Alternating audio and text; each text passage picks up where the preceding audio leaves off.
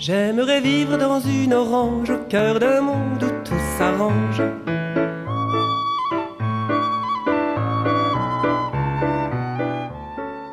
L'histoire des femmes a laissé sa trace, y compris dans les collections du musée de Dieppe. Ces objets rappellent des pratiques et des usages du corps qui ont aujourd'hui complètement disparu. Saurez-vous trouver le lien entre ces objets? Et ceux-ci? Ils sont en ivoire. Oui, mais pas que. Allez, je vous donne un indice. Il se rapporte à un élément essentiel du vêtement féminin qui fut porté du XVIe siècle jusqu'aux années 1930. Les deux femmes représentées sur cette affiche touristique en portent un. Vous l'avez? Et oui, aujourd'hui nous allons parler de corsets.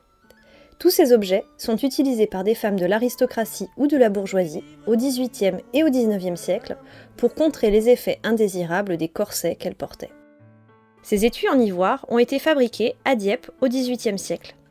À l'intérieur se trouvent des petits flacons de verre qui contenaient de drôles de mélanges. Huiles essentielles, vinaigre divers, mais le plus souvent du carbonate d'ammonium.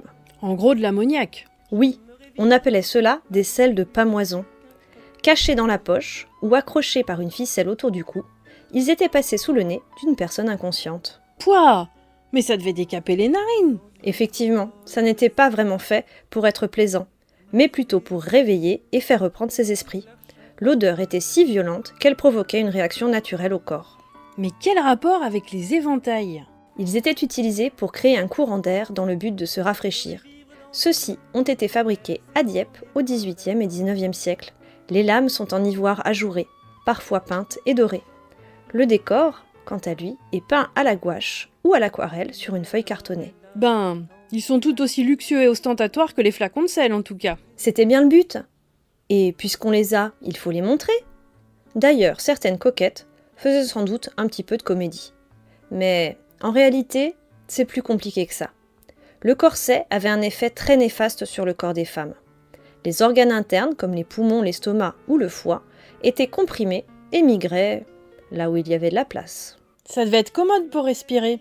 Et je te parle pas de la digestion. Du coup, au moindre effort, elles manquaient d'air, se déshydrataient et pouvaient même s'évanouir. Mais elles étaient complètement maso alors. Je te raconte ça dans la prochaine vidéo.